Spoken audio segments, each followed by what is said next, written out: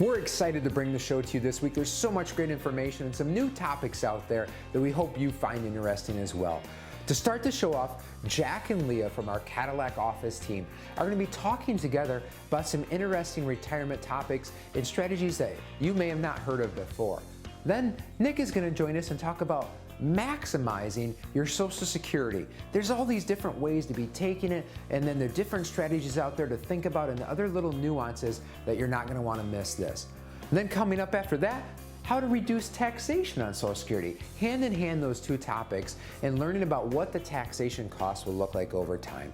And finally, tapping up the show with a little bit of a lifestyle talk, retirement lifestyles that you may want to consider enjoying if you're heading into retirement or already there. Stay tuned, because all of this and so much more this week on Retiring Well, coming to you right now. Retiring Well, brought to you by Centennial Wealth Advisory, financial advisors specializing in retirement planning and serving all of Northern Michigan. Retiring Well, helping you plan for a successful and comfortable retirement. Retiring Well, plan to retire well. Hey, welcome to this segment on the neuroscience of advice.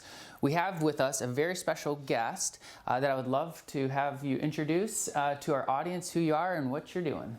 My name is Leah Neverth, and I am getting ready to start my senior year at Grand Valley, where I double major with accounting and finance. This is my second summer working with Centennial Wealth, and I'm an administrative assistant, mostly working with Jack and Cadillac. So what we're going to dive into today is the different approaches to financial advice and how it connects to your brain. You know, our industry has evolved over time, but you can generalize advice in about three different segments. The first one is selling. There are financial advisors that are just going to start the meeting with a very specific product, with a very specific goal, and sometimes from a very specific company, and you just get sold something. The next thing is a planning financial advisor. This is where they are going to build out a long-term plan. It's a holistic plan that looks at different parts of your life and goals and helps put those into good order. And then the final way to do financial advising, giving advice, is coaching. This is where they're helping you make those big lifetime decisions that may or may not have to be financial. So Leah, in your time here, where have you seen prospective clients come in and what they might have experienced? I've seen where prospective clients come in and they were sold a product that they know little to nothing about. Maybe they know like one or two pros of the product, but they know nothing about the cons at the time, and once they get to know what the product is and they want out of it right then. And I've seen where prospective clients have came in with a plan and they know what their plan is and they can explain it to other people. Yeah. So when you're in these meetings, you know, you have to play both mechanic and guide. What does the mechanic do? That's the person that just understands all the different financial instruments and tools out there. They're well versed and they study and they stay up to date on market and economies and conditions. They kind of have their ministry of excellence and is just knowing what is out there. And then you have the guide. This is the person that's going to be interpreting what the client is trying to achieve, what they have in their life goals, and then help them make those better decisions. You know, Leah, can you talk a little bit about what our process is? When we first sit down with prospective clients, we like to get to know them and their life experiences and what their goals are with their life. After that, we'll help develop a plan. It can go from their income plan to their investment plan, their tax plan, health plan, and estate plan. And then we make this plan adaptable to whatever is best for the client. Awesome. So in your brain, as we dive into that part of it, there's different chemicals that are released. And the four most common chemicals released in your brain during financial advising meetings would be cortisol. Okay, this is the stress hormone. This is the one that identifies danger or threats and makes you focus on them. As you focus on that threat or that danger, you actually lose the ability to make better decisions because because other parts of your brain are not being utilized at that point. The next one would be dopamine. Okay, these are the makes you feel good chemicals. They're also the ones that are most common in almost every addiction. The other one that is often comes up is oxytocin. Okay, this is the one where there's empathy, where trust is built, where those chemicals make you feel like you can continue to make better decisions because your brain is using a different part of it. And then the final one are the endorphins. This is where you might see some humor, some anecdotes, some more personalized assistance there in your brain. So, Leo, I know you experienced something maybe similar to different chemical reactions that you might have seen with a sit down with Art recently. Yeah, a couple of weeks ago I sat down with Art and he had 2 prospective clients come in, and I get ready to get my pen out to take notes, and he says to me, write down bad experience in big letters with boxes and exclamation marks around it. And after going through the meeting with Art, then the prospective clients kind of relaxed, and by the end of the meeting, one of them was laying back in his chair eating a piece of chocolate, and it was just fun to see just the sense of relief. Yeah, that's a good point. You know, you start with maybe a flood of stress and worry, and then you work your way to a plan. How important is that? You know, this graphic that you're about to see on the screen is something that I hope will stick in your brain. On the left side, you're going to see people that have spent 15 minutes trying to make financial decisions all by themselves. Red means they're working really, really hard. On the right side, you're gonna see a brain where there has been a financial advisor that has been that coach, that has gone through all the different parts of a holistic plan that makes you feel differently. Your brain works more efficient. You actually have better chances of having other positive health aspects of your life show up because you had assistance in making those financial decisions. So if you're sitting there and you feel like you're using the left part of that screen and that's what your brain looks like and you want some help to move it over to the right side, please feel free to give us a call. There will never be pressure. We get to teach first, help you plan to retire well. Thanks for watching. The culture in our office is phenomenal.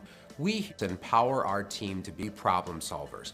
Oftentimes in this industry, things are going to change. So our team is empowered here to make decisions and to be able to problem solve for you. We have a lot of fun at the office and we're a close group. When you call here, you get a person and that culture shines through. Relationships are so key when it comes to anything in life. And so here at Centennial Wealth Advisory, we focus a lot on team approach. We've started the Centennial Wealth Health Club. We go down to the beach, we play some beach volleyball, some cornhole. Great time to just get together, relax with the team, but also get a little competitive as well. It opens up those relationships to really get to know each other well. Building trust, the best definition that we've heard is consistency over time, and that's something that initially you can't get with a first meeting with someone, but as time evolves and our clients are working with us, they not only experience that with the financial advisory team, but also our tax team and health insurance team that all work together to ensure that they have a lifelong plan that they can count on. It's a neat culture here in a small office. You don't necessarily have a lot of that corporate overhead. If we have a client who wants certain services, we can certainly offer those services, but go above and beyond with some of the other things that we do. Confidence is something hard to put a price tag on. Finances don't just end with finances. Finances flow over into relationships, into daily emotions. And so when you can teach and you can get them to understand and they can find that confidence and you bring them to that, that's so rewarding. I do think that what we're doing here is important. A lot of people think that they're fine, but they've never really looked into it. So if people can do more to be able to help themselves, live a more fun and enjoyable retirement, but also to be able to take care of themselves, then it benefits the whole community.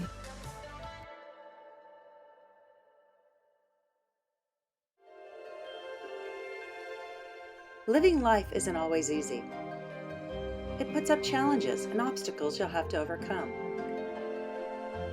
There are responsibilities. You put in effort to provide and take care of your family, to save and invest, to balance work and life.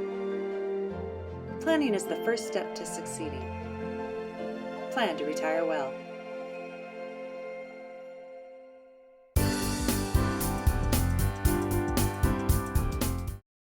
Social Security is often a very hot topic in the office, and a lot of times people wonder, well, how can I maximize Social Security? And I've come across about 5 different ways that you can really maximize the amount that you're going to take home from Social Security.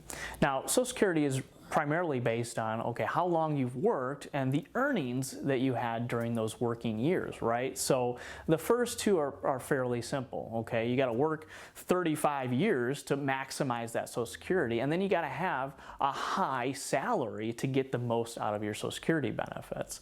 But for everybody, I mean, that's not the case, right? I mean, there's only so much you can earn and only so much you can make, so there's other ways that you can maximize your Social Security income as well. And that's through determining when to actually take your Social Security income. Okay, a lot of people, they think, oh, you know what, I have the ability now to take Social Security at age 62, and they just pull the trigger on that and they go for it right then and there. But what happens if you delay it, right? Well, we're probably all familiar with the fact that if you delay it, it increases through the years. But by how much? Okay, so according to the Social Security Administration, if you claim your Social Security benefits at age 62 instead of waiting until your full retirement age, you get a reduction in your monthly income benefit by about 30%. So it's a great idea to make sure that you're sitting down with a financial planner or somebody that can go over and kind of extrapolate your data and determine, okay, if you take Social Security now, what does that look like 20, 30 years down the road versus if you wait 4 or 5 years until your full retirement age, and how does that affect your retirement? The same could be said about delaying it even farther. Okay, so for those of you born 1960 or later, your full retirement age is 67. But you have the ability to delay Social Security until age 70. In fact, if you do that, you get an 8% annual increase to your monthly income by waiting until age 70. Now, age 70 is the max that you can delay it, but you also got to keep in the back of the mind that, okay, if I delay Social Security from age 62 until age 70 to really maximize my Social Security benefits, well, how long is it going to take before I break even?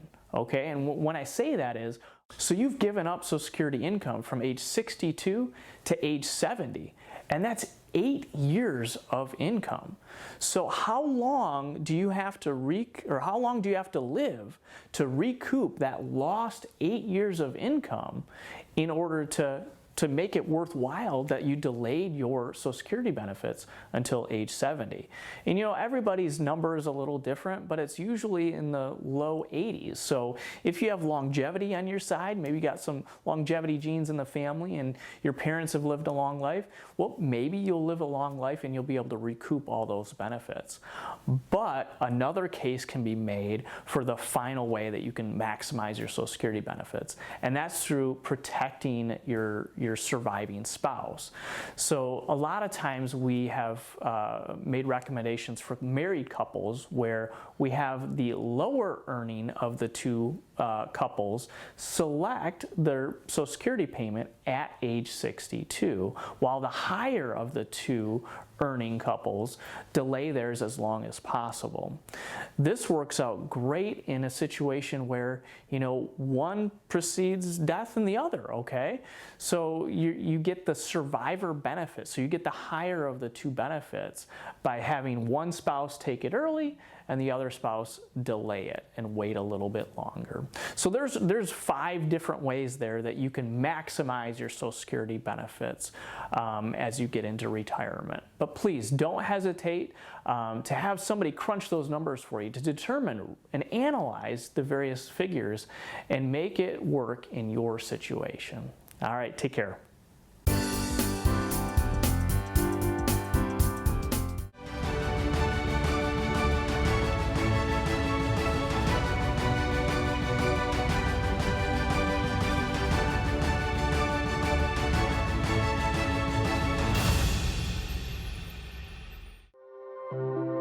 you have confidence in your retirement future, you can live the life you've always imagined. Because of planning, you now have time to reflect on the wonderful memories of your life.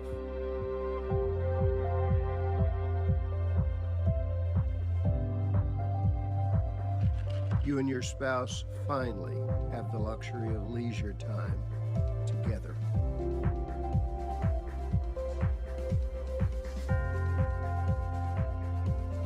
To spend fun times with your grandkids, sharing the joy of their excitement about life.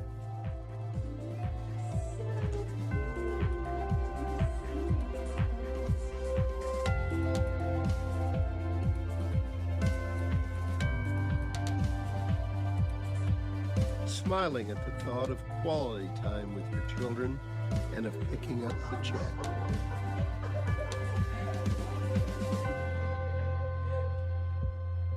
At last, you have time to breathe and rekindle the love of your life. Why? Because you imagined what could be. You planned for retirement. So today, you own your future.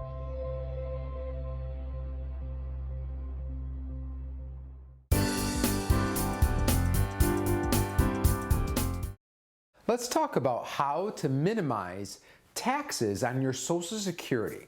So obviously we would love to minimize taxes on all of our income, but specifically let's talk about Social Security. So the assumption is that now you're drawing Social Security at some point, whether it's you started at 62 or delayed it till later on, and then you have this income stream coming in, right? So we've paid into Social Security all through our lives through payroll withholdings. Typically your employer has paid a portion of this into the system, and so now it's time to start getting some of this money back.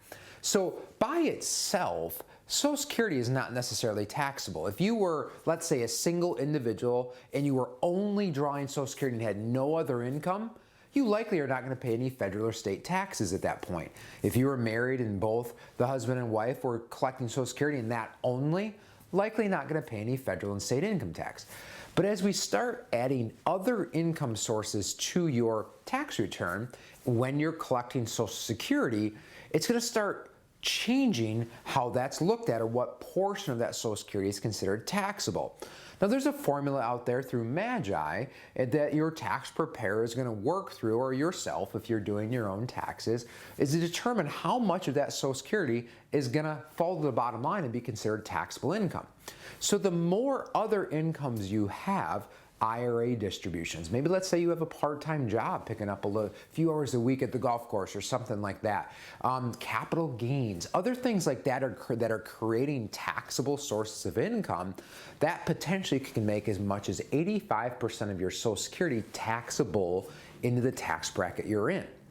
So if you're somebody that is fortunate enough to have a pension, you're taking maybe some IRA or traditional IRA distributions, and you have Social Security, there's a chance that your Social Security is going to be at that 85% taxation level. So what are some things we can do in advance of this to help minimize those taxes in retirement, specifically speaking to that taxation of Social Security? Well, obviously, it's a relatively simple equation. Getting there's a little harder though, right? So the equation is don't have as much other income. Well, obviously, we want to have as much income as we can to enjoy the lifestyles as we want to in many cases, right? So how do we have that? Have non-taxable sources of income. One of the areas that Roth IRAs may come into play, where a Roth IRA taken as a distribution is considered tax-free in most cases. So again, if you've done the work and paid the taxes up front, either while you're working or through conversions, we get to this point now where we're taking distributions. Roth IRAs may help lessen the tax blow on that Social Security. The other thing we can do is look at the timing of your distributions. Is when you're not collecting Social Security, maybe that's an opportunity to accelerate some distributions from taxable sources. Look at taking those maybe ahead of time, so that way when those Social Security, that timeline starts when you're taking that Social Security, maybe you don't need as much, or you're not going to be as much from a taxation standpoint. The other thing that I see folks happen that maybe normally aren't taking a bunch and they're enjoying a very low or no tax rate, on that Social Security is all of a sudden they have a one-time draw. Let's say they're purchasing a vehicle or they need a home repair where they're having to dip into that IRA and take that out. Well, that one time is jumping them up and causing more of that to happen. Again, I know we can't always plan for everything and there's stuff that happens that's out of our control, but some of these things we are in control of, and we can kind of looking at that ahead of time. If there is a vehicle purchase coming from, can we plan for it a few years in advance? Can we do some things with tax planning to help lessen this? It may not seem like a big deal when we're talking about this, but over the lifetime of somebody that's drawing Social Security for, let's say, 20 plus years, and if you can avoid paying some taxation on that, cumulatively speaking, that can be a huge benefit for you. Look at that extra money you're keeping in your pocket versus putting in Uncle Sam's. Again, one of the reasons why we stress planning so much here is this is just another thing to look at when we're mapping all this out. Sometimes folks look at that 401k statement and assume that's their plan and there's money in there if they need to dip into it and get to. Folks, it's much more detailed than that. There's all these little pieces that got to get put together. I've said it before and I'll say it again. Retirement planning is like putting together a 1,000-piece puzzle, but without the picture on the box to show us where to go. There's different pieces to that. If you're still struggling and trying to find a few of those pieces to your retirement puzzle or not sure where they go and need some help, give us a call to the number on the screen. We'd love to sit down with you, walk through this journey together so you can plan to retire well.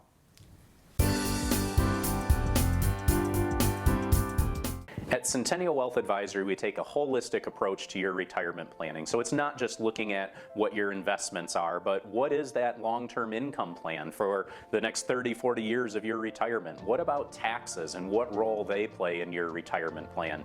Estate planning, what about life insurance, health insurance planning, all key areas to consider when looking at your retirement. So please visit our website or call the number on the screen. We'd love the opportunity to sit down with you for a no-cost, no-obligation visit. Your grandchildren are precious to you. They are your life. This is your time to have that special relationship. Taking care of yourself is taking care of them. Centennial Wealth Advisory is offering a free, no-obligation retirement review to make sure you don't run out of money during your retirement. Centennial Wealth Advisory. Your best is yet to come.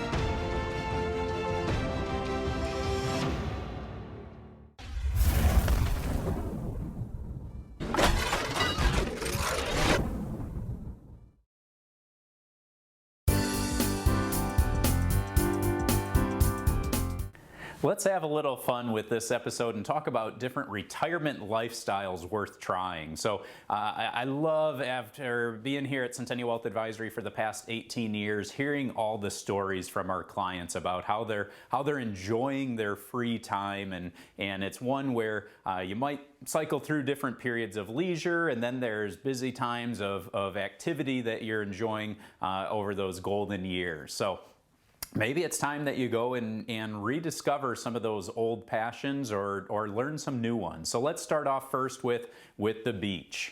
Here we are in northern Michigan. There's plenty of water around us. As far as retirement, you may not be able to afford that beautiful house on the lake, but there's so many great opportunities to get out on the water. I know there's so many of our clients that we've talked to that enjoy kayaking, whether that's the Platte River, I know, is a popular one, and actually one that I enjoyed over my years a whole lot. So the other one might be on the golf course. Maybe that's an activity that you enjoy. You like to get out. Hopefully you're out walking some of those holes and getting that exercise and getting that fresh air. Again, northern Michigan offers so much when it comes to golf.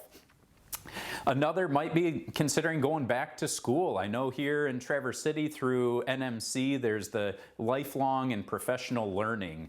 So you might be able to look into art or culinary, or maybe learning a different language. Maybe that's an opportunity that you're thinking of traveling overseas and you want to have a little bit of knowledge in what's being said. Another might simply be staying at home. You could relax. There's no longer the rush of work, and can slow down a little bit, maybe sleep in. If you've focused on financially, focused on paying off the mortgage, maybe that provides a little less worry and a little less pressure. And there's opportunities around the house to do a number of different things that you can enjoy. Another opportunity might be to volunteer. I know there's so many great nonprofits that you could help participate in, or different churches and that you may want to be active in, and it's a great way to not only help others but also to socialize and build some of those long-lasting relationships that can be so important in life. What about a second career? Maybe you need the additional money, or you just simply enjoy working, or maybe it's a combination of the two. And maybe after your full career, maybe you get into some type of consulting work, or I know a number of you are doing different seasonal work, and there's so many opportunities in Northern Michigan, whether that's if you love gardening. The nurseries would love to have you, I'm sure. Maybe you're an entrepreneur and you want to use your talent to run some type of business and have a little bit more flexibility. So that might be an option to pursue. You might be the type that's maybe a little bit more of a penny pincher, let's say, and you're trying, now you have that time to try and reduce, let's say the cable bill. I know that's one that people are always looking at, or maybe you're trying to go out and find a better interest rate on your savings. Maybe it's finding those different senior discounts. I remember 20 plus years ago and everything, I always enjoyed with my wife's grandfather, we'd go out and he would always order the senior coffee. I thought maybe there's something extra special about that senior coffee. No, it was just a little bit less expensive. So go and enjoy that, and you've worked so hard over all the years to get some of those extra savings. Maybe you're the dreamer and you want to rediscover that old passion, whether that may be writing or painting. I know my grandma loved to do her oil painting. I think she started that in her 70s and everything, and enjoyed that. Or maybe you're a musician and you want to bring that back out. Or lastly, what about if you want to be a gardener? You get that time. I know it takes time to do it right, and it's a great way to be outdoors and be active. And so I just want you to as you pursue the dream of retirement, or maybe you're already in that, just be looking at what are some of those different ways that you can get out and enjoy what Northern Michigan has to offer. And there's so many great opportunities. I know pickleball is another activity that has taken storm, and so I encourage you to get out and enjoy it, and we always hope that you plan to retire well.